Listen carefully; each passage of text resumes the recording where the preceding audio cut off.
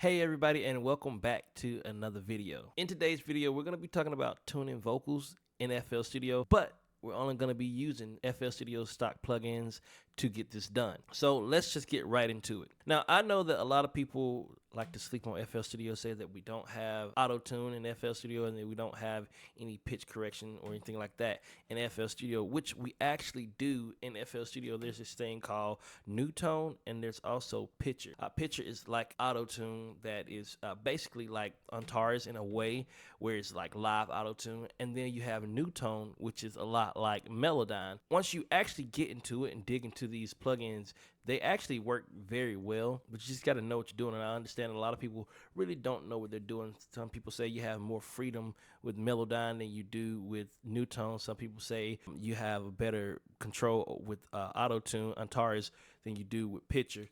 And that may be true in some cases, but also if you don't know what you're doing, how much control do you really have? So I'm going to show you in this video how I tune vocals and how I put the auto tune on those vocals to make them sound good in FL Studio. The first thing that has to take place is you have to know the key that you're in. The singer has to be able to sing close to that key as possible.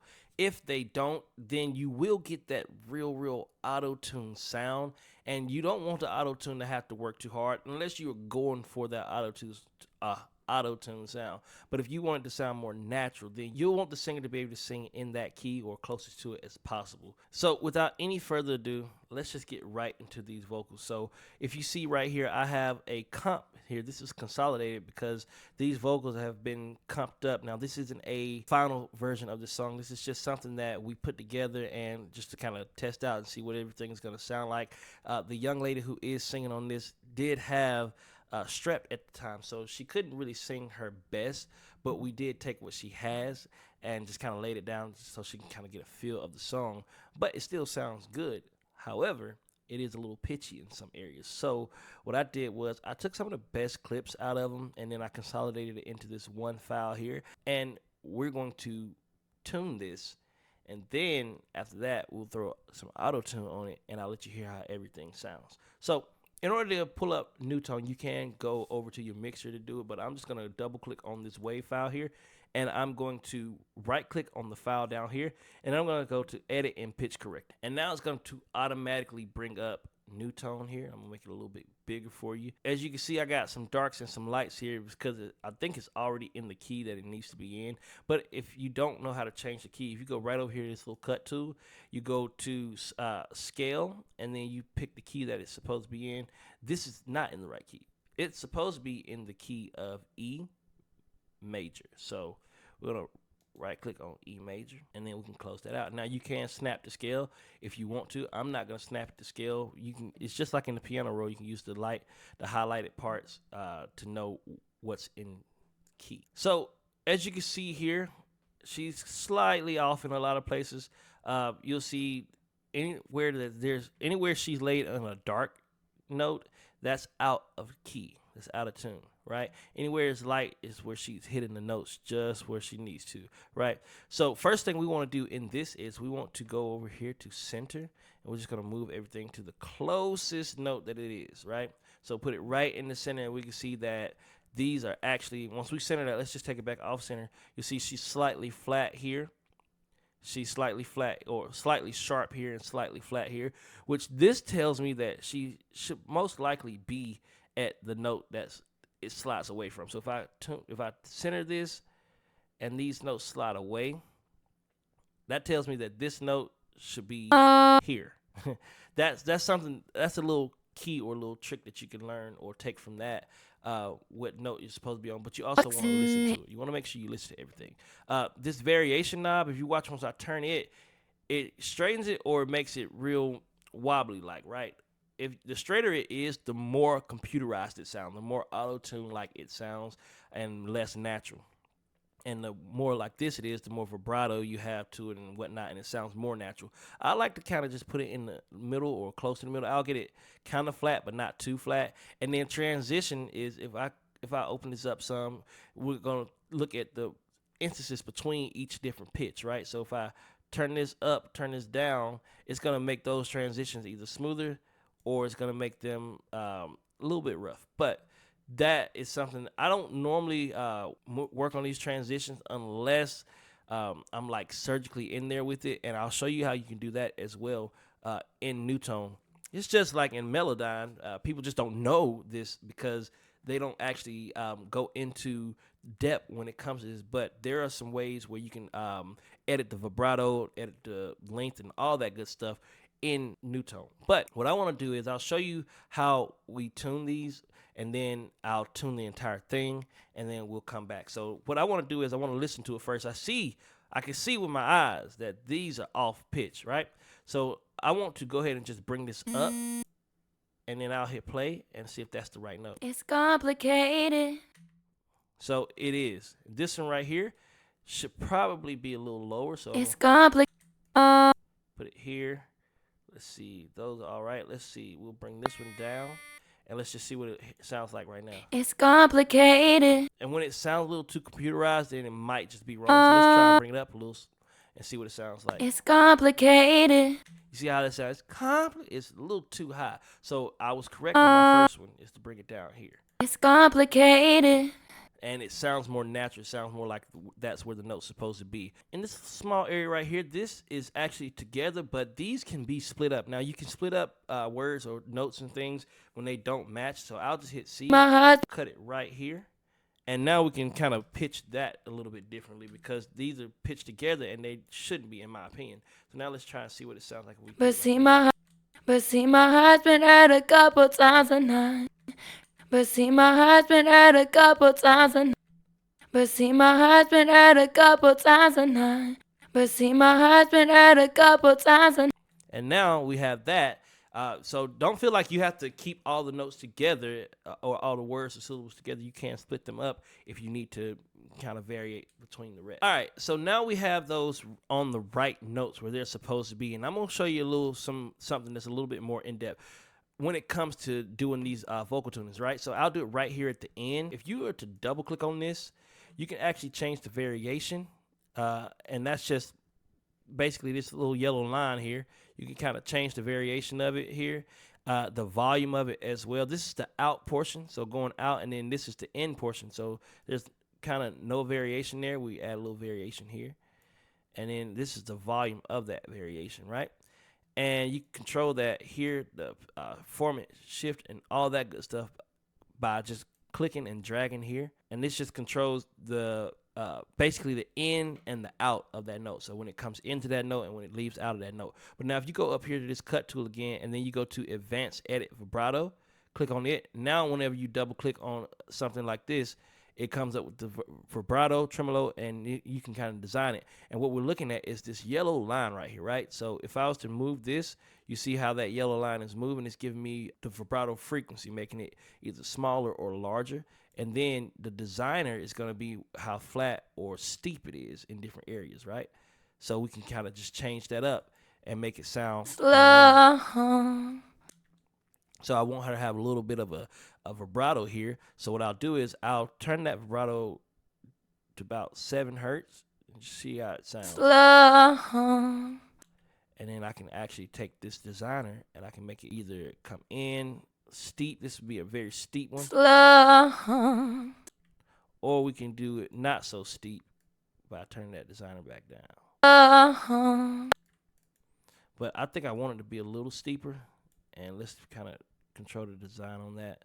We don't want it to be too tremolo-ish, too vibrato-ish. And because her voice is kind of doing it already, that's the reason I wanted to do that there, to just kind of bring it a little bit more to life. Now, what I'm doing is you can also hold control and then your scroll wheel, and that's going to basically change it for you as well when it comes to the designer and the steepness of that.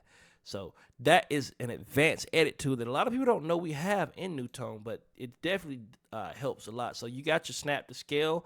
You can choose your scale so that you know that you're in the right key. You have your advanced edit pitch and your advanced vibrato, which is what I was just showing you there, but very helpful tool that a lot of people don't know we have in FL Studio Newtone. So once you're done pitch and everything how you want to, which I do have this kind of pitched how I want it all. Then you can either click this and it's going to drop it in the playlist, but I want this to be in a specific spot. I won't have to keep trying to find out where I need to put it, so I'm just going to grab it. I'm going to sit it here in an empty spot.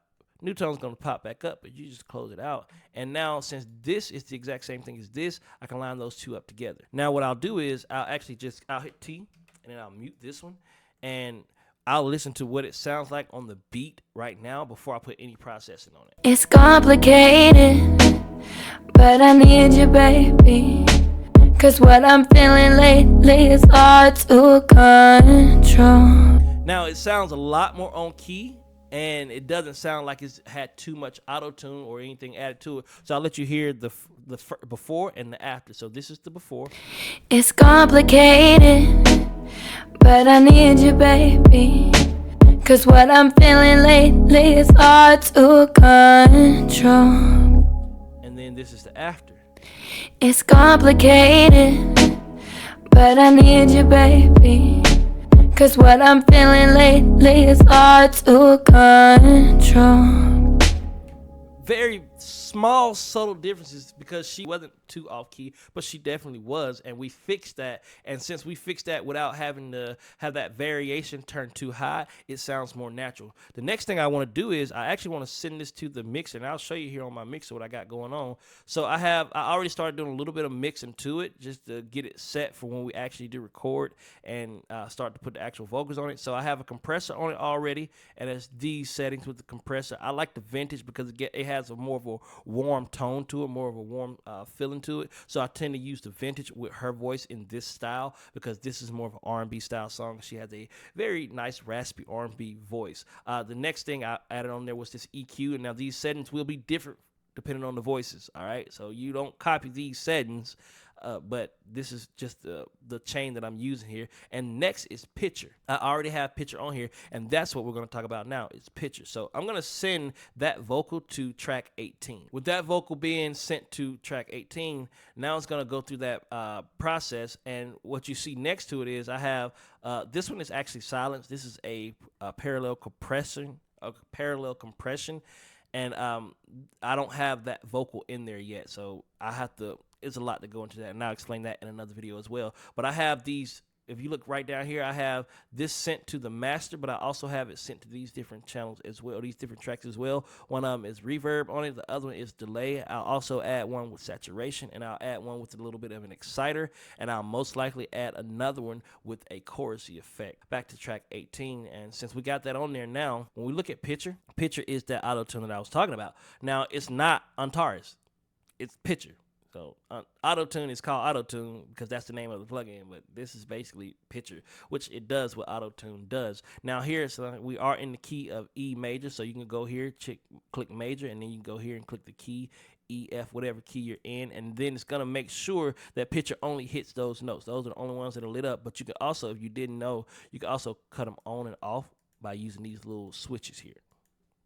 And it'll skip over those notes. Format is, if you turn this on, format, it's basically the same thing as resampling, or I'm sorry, as Stretch Pro here. Is that format pitch. This does the exact same thing.